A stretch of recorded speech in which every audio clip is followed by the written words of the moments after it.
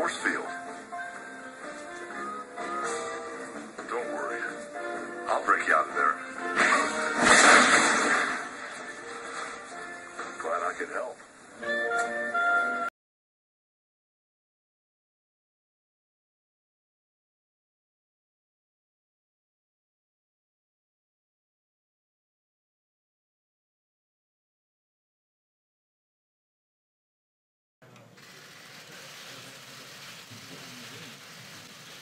Good afternoon. Thanks for your patience. As you know, President Trump has laid out an immigration reform proposal that closes loopholes and provides the necessary resources to secure the border. Congress needs to fix our broken immigration system.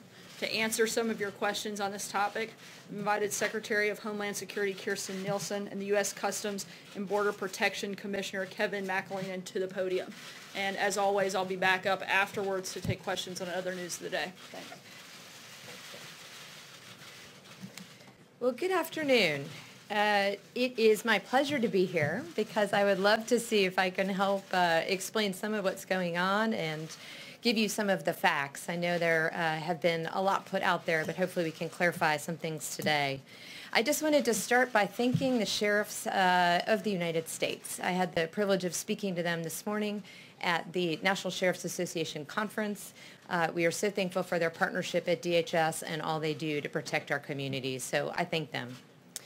So I want to provide you an update on the illegal immigration crisis on our southern border and the efforts the administration is taking to solve this crisis and to stop the flood of illegal immigrants, drugs, contraband, and crime coming across the border. So let's just start with a few numbers and facts. So in the last 3 months, we have seen illegal immigration on our southern border exceed 50,000 people each month, multiples over each month last year. Since this time last year, there has been a 325% increase in unaccompanied alien children and a 435% increase in family units entering the country illegally. Over the last 10 years, there has been a 1,700% increase in asylum claims, resulting in asylum backlog today in our country of 600,000 cases. Since 2013, the United States has admitted more than 500,000 illegal immigrant minors and family units from Central America, most of whom today are at large in the United States. At the same time, large criminal organizations such as MS-13 have violated our borders and gained a deadly foothold within the United States. This entire crisis, just to be clear, is not new. It's been occurring and expanded over many decades, but currently it is the exclusive product of loopholes in our federal immigration laws that prevent illegal immigrant minors and family members from being detained and removed to their home countries. In other words, these loopholes create a functionally open border. Apprehension without detention and removal is not border security. We have repeatedly called on Congress to close these loopholes. I myself have met with as many members have been willing to meet with me. I've testified 7 times. I will continue to make myself available to ask that they work with us to solve this crisis. Yet the voices most loudly criticizing the enforcement of our current laws are those whose policies created this crisis and whose policies perpetrate it. In particular, we need to reform 3 major loopholes. Let me quickly walk you through them. First, we need to amend the 2008 Trafficking Victims Prevention Reauthorization Act, or TVPR, which is much easier to say. This law encourages families to put children in the hands of smugglers to bring them alone on this dangerous trek northward. And make no mistake, we've talked about this before, this trek is dangerous and deadly. Second, we need to reform our asylum laws to end the systemic abuse of our asylum system and stop fraud. Right now, our asylum system fails to assist asylum seekers who legitimately need it. We are a country of compassion. We are a country of heart. We must fix the system so that those who truly need asylum can, in fact, receive it. Third, we need to amend the Flores Settlement Agreement and recent expansions, which would allow for family detention during the removal process. And we need Congress to fully fund our ability to hold families together through the immigration process. Until these loopholes are closed by Congress, it is not possible as a matter of law to detain and remove whole family units who arrive illegally in the United States. Congress and the courts created this problem, and Congress alone can fix it. Until then, we will enforce every law we have on the books to defend the sovereignty and security of the United States. Those who criticize the enforcement of our laws have offered only one countermeasure: open borders, the quick release of all illegal alien families, and the decision not to enforce our laws. This policy would be disastrous. Its prime beneficiaries would be the smuggling organizations themselves, and the prime victims would be the children who would be plunged into the smuggling machines and gang recruitment on the trip north. There's a lot of misinformation about what DHS is and is not doing as it relates to families at the border, and I want to correct the record. Here are the facts. First, this administration did not create a policy of separating families at the border. We have a statutory responsibility that we take seriously to protect alien children from human smuggling, trafficking, and other criminal actions while enforcing our immigration laws. We have a long existing policy multiple administrations have followed that outline when we may take action to protect children. We will separate those who claim to be a parent and child if we cannot determine a familiar or custodial relationship exists. For example, if there's no documentation to confirm the claimed relationship between an adult and a child. We do so if the parent is a national security, public, or safety risk, including when there are criminal charges at issue, and it may not be appropriate to maintain the family in detention together. We also separate a parent and child if the adult is suspected of human trafficking. There have been cases where minors have been used and trafficked by unrelated adults in an effort to avoid detention. And I'd stop here to say in the last 5 months, we have a 314% increase in adults and children arriving at the border fraudulently claiming to be a family unit. This is obviously of concern. And separation can occur when the parent is charged with human smuggling. Under those circumstances, we would detain the parent in an appropriate secure detention facility separate from the child. What has changed is that we no longer exempt entire classes of people who break the law. Everyone is subject to prosecution. When DHS refers a case against a parent or legal guardian for criminal prosecution, the parent or legal guardian will be placed into the U.S. Marshals Service custody for pretrial determination pursuant to an order by a federal judge, and any accompanied child will be transferred to the Department of Health and Human Services and will be reclassified as an unaccompanied alien child.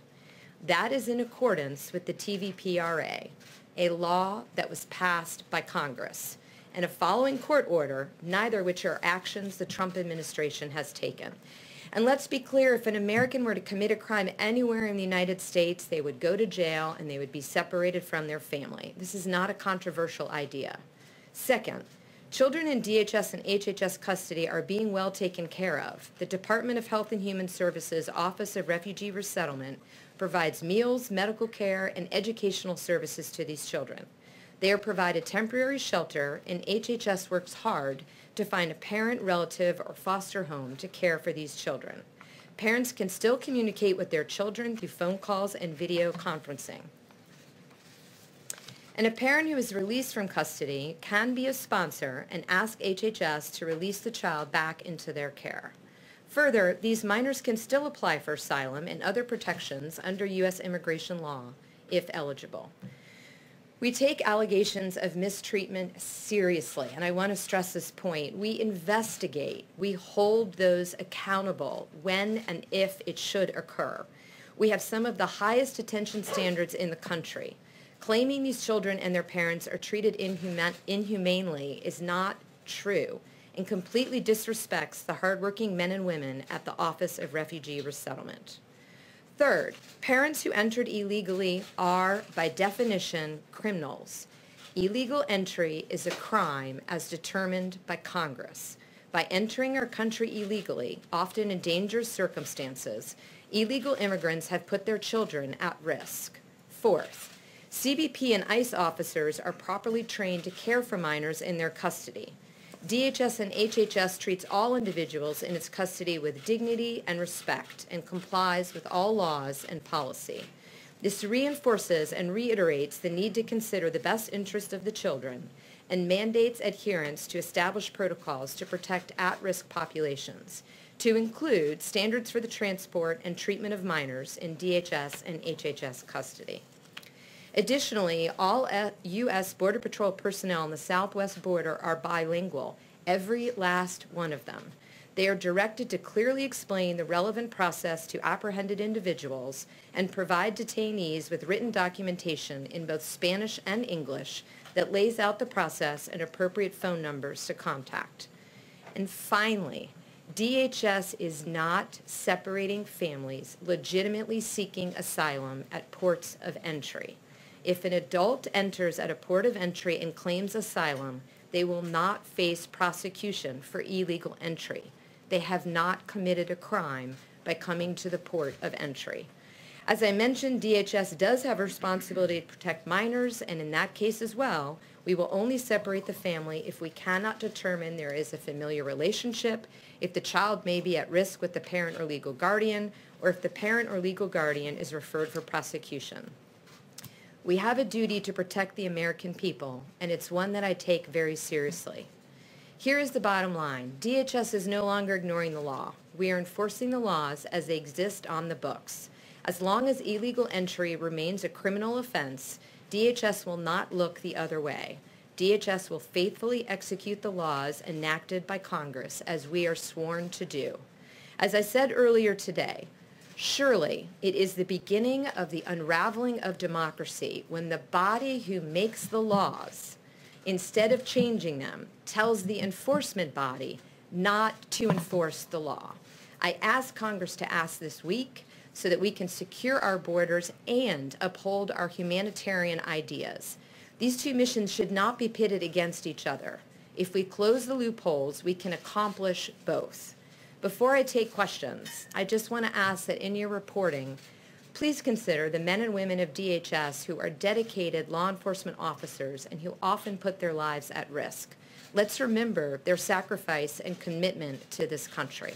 And with that, I'll take some questions. Yes? Secretary Nielsen, if you could, what you talked about there, DHS is no longer ignoring the law. You're calling on Congress to change the law. I mean, that is the big message here. Members of Congress on the Democratic side say that you are using children as a lever to try to get them to take legislative action. What do you say to that? I say that is a very cowardly response. It's clearly within their power to make the laws and change the laws. They should do so. Yes. Have you seen the photos of children in cages? Have you heard the audio clip of these children wailing that just came out today? I have not seen something that came out today, but I have been to detention centers. And again, I would reference you to our standards. I would reference you to the care provided, not just by the Department of Homeland Security, but by the Department of Health and Human Services when they get to HHS. Is that the image of this country that you want out there, children? The image that I want of this country is an immigration system that secures our borders and upholds our humanitarian ideals. Congress needs to fix it. How is that Yes. humanitarian? Secretary, I'd like to give you a chance to respond to Laura Bush. She had an op-ed. She says this is cruel. She supports an application of the law. Even the current First Lady, Melania Trump, has said we should be a nation of laws. We should do so with heart. Do you have anything you want to tell them? Do you believe they're misunderstanding the situation? Or do you believe there's any component of this policy, which as you've outlined, other administrations have done, but you're using in a way that is more intense and creates this separation issue? My response would be is calling attention to this matter is important. This is a very serious issue that has resulted after years and years of Congress not taking action.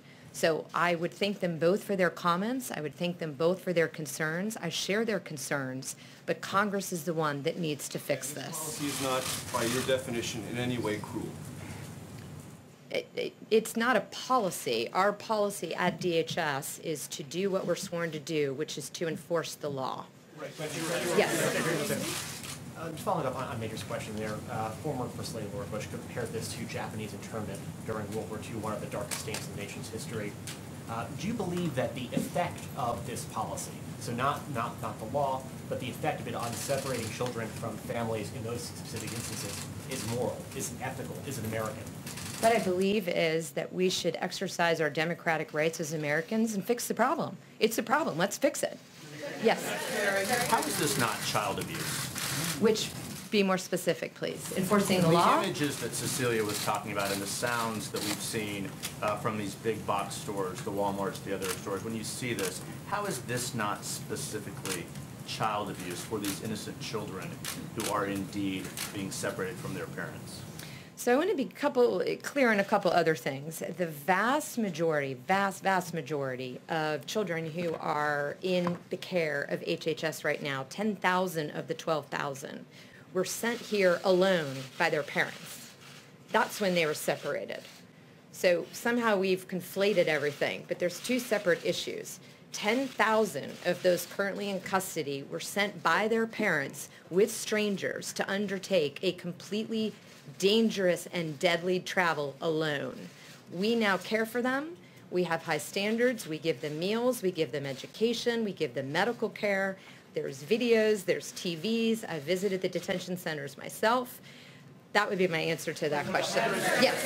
If I could follow up, though, for the hundreds that are not included in there, you said 10,000, but for the hundreds that we have seen, perhaps up to 2,000, are there any examples of child abuse, you believe? And how could this not be child abuse for the people who are taken from their parents? Not the ones who are sent here with their parents' blessing with a smuggler, and the people who are taken from their parents.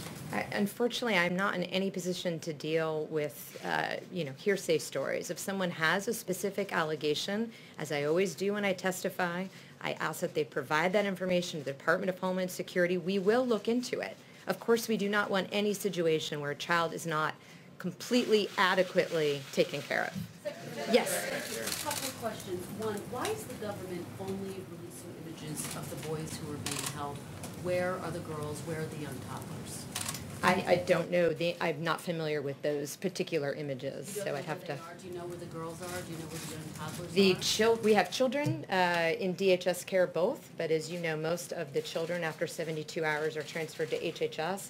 So I don't know what pictures you're referencing, but I'd have to refer you to HHS. Boys, but we just haven't seen any of the girls, any of the young toddlers, and you're saying that they are being well cared for. So how can you make that claim if you don't know where they are? It's not that I don't know where they are. I'm saying that the vast majority of children are held by Health and Human Services. We transfer them after 72 hours. I don't know what pictures you're speaking about, but perhaps they're... They've been released to the public. They've been aired all over national television. Okay, by DHS or by HHS? DHS. Okay, so let's find out from HHS. I don't think there's anything other than they're just the pictures. By your department, I mean, they've been aired all over national television throughout the day, the kids who are being held in the cages.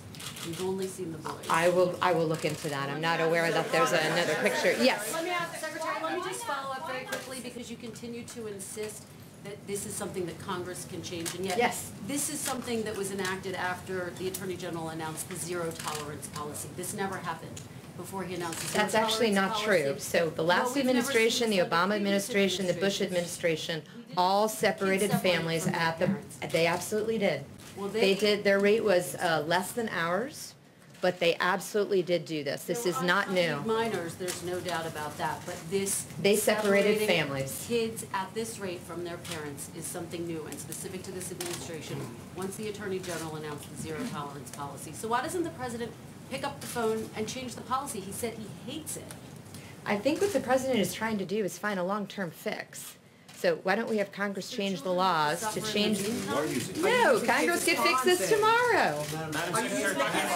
Yes, I think you were next, right? Madam Secretary, President Trump has had a lot to say the last few days about immigration, but he's offered no compassion to the families that are being separated at the border. Do you know why that is? And why won't he simply pause your department's enforcement of this administration policy until Congress reaches that long-term fix so that these families can be reunited? He has been attempting to work with Congress since he's been in office. He's made it very clear that we will enforce the laws of the United States as long as this administration is here.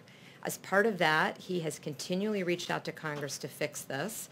And I think what you've seen him do in the last few days is continue to tell Congress, please work with us. The system is broken. The only people that benefit from the system right now are the smugglers, the traffickers, those who are peddling drugs, and terrorists. So let's fix the system. Yes. That didn't answer the question, does he feel any compassion for the families that are being separated? He's talked about the parents being possible criminals. He's blamed it on Democrats. He's offered no words of compassion. I think he has said in tweets that he would like Congress to act to end the underlying laws that require the separation. Yes. Madam Secretary, just a second. Madam Secretary, it seemed like a couple of days ago, both the President and in your tweets, that the main posture or point was to say that this is not the administration's policy. But it seems like in the last today, that the message is a little bit different, is to say, well, this is our policy, but it's our policy because either we believe it's a deterrent or we don't believe we have the resources to move families entirely.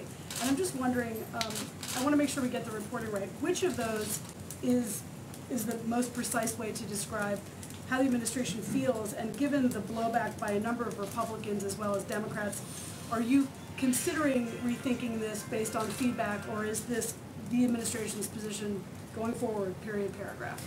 The laws prohibit us from detaining families while they go through prosecution for illegally entering the border and while they go through prosecutions for immigration proceedings. If we close the loopholes, we can keep the families together, which is what they did in the last administration until a court ruled that we can no longer do that. After 20 days, we have to release both unaccompanied children and accompanied children, which means that we cannot detain families together. The only option is to not enforce the law at all. Yes. Yes. Okay, so going back to these two questions from Kristen and Margaret, you said that you want Congress to close some loopholes. With that, you also said that you want to make this work. Now, are these kids being used as pawns for a wall? Many people are asking that, and Democrats are saying this is your discretion, and there is no law that says that this White House can separate parents from their children. The kids are being used by pawns, by the smugglers and the traffickers. Again, let's just pause to think about this statistic. 314% increase in adults showing up with kids that are not a family unit. Those are traffickers, those are smugglers, that is MS-13, those are criminals, those are abusers. Wait a minute, let her finish. So, thank you. All I'm trying to say is the closing that loophole will enable us to detain families together throughout the proceeding as they've done in previous administrations. Madam Secretary, can you definitively say, are the children being used as pawns against a four-wall? Yes or no? Can you say yes or no to that? The children are not being used as a pawn. We are trying to protect the children, which is why I'm asking Congress to act. Yes. As the legal framework for the decisions that your administration has made. Are what we're seeing, the pictures, the audio, the stories, are they an intended consequence of the administration's decision-making or an unintended consequence? I think that they reflect the focus of those who post such pictures and narratives. The narratives we don't see are the narratives of the crime, of the opioids, of the smugglers, of people who are killed by gang members, of American children who are recruited, and then when they lose the drugs, they're tased and beaten. We don't have a balanced view of what's happening, but what's happening at the border is being overrun by those who have no right to cross it. As I said before, if you're seeking asylum, go to a port of entry. You do not need to break the law of the United States to seek asylum. People are being turned away from ports of entry, Madam Secretary. That actually is incorrect. We have limited resources. We have multiple missions at CBP. And what we do is, based on the very high standards we have, if we do not have enough bed space, if we do not have enough medical personnel on staff, if we do not have enough caretakers on staff, then we will tell people that come to the border they need to come back. We are not turning them away. We are saying we want to take care of you in the right way. Right now, we do not have the resources at this particular moment in time. Come back. Are you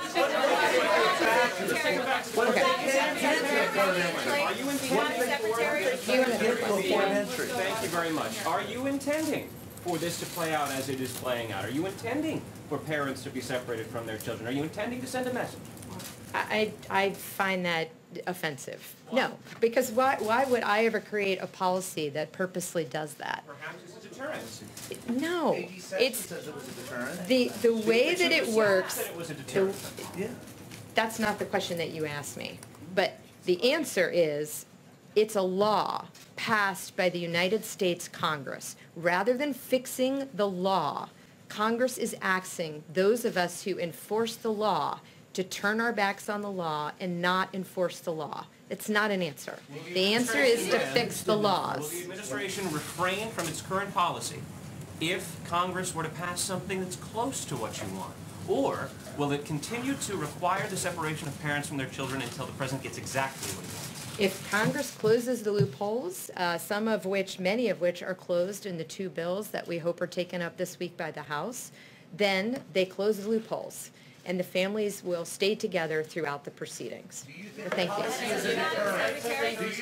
you.